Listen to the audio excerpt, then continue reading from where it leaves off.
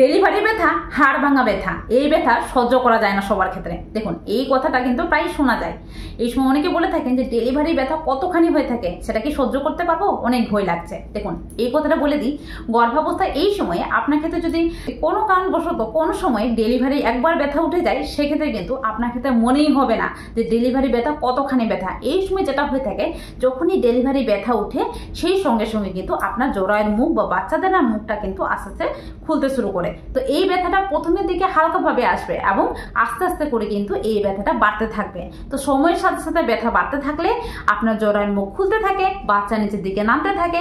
তো এই সময় কিন্তু স্বাভাবিকভাবে আপনি ঠিকঠাকভাবে ব্রিথ নিলে, মানে নাক দিয়ে নিঃশ্বাস নিন এবং মুখ দিয়ে ছাড়ুন। জোরে জোরে নাক দিয়ে বুক ভর্তি নিঃশ্বাস নিন আর মুখ দিয়ে নিঃশ্বাসগুলো ছাড়ুন। দেখবেন আপনার ক্ষেত্রে ব্যথা কিন্তু খুব সহজ হয়ে যাবে। আর এই সময় টেনশনে পড়বেন না, নিজের মাইন্ডের উপর কনফিডেন্স রাখবেন। এই সময় ব্যথা বাড়ার সঙ্গে সঙ্গে জরায়ের মুখ যেই 10 সেন্টিমিটার পর্যন্ত খুলে যায়, আপনার ক্ষেত্রে নর্মাল ডেলিভারিতে বাচ্চা কিন্তু খুব সুন্দরভাবে জন্ম নেয়। সেক্ষেত্রে টেনশনে পড়বেন না, মনের উপর জোর রাখুন, খুব সুন্দরভাবে নর্মাল ডেলিভারিতে বাচ্চা জন্ম নেয়।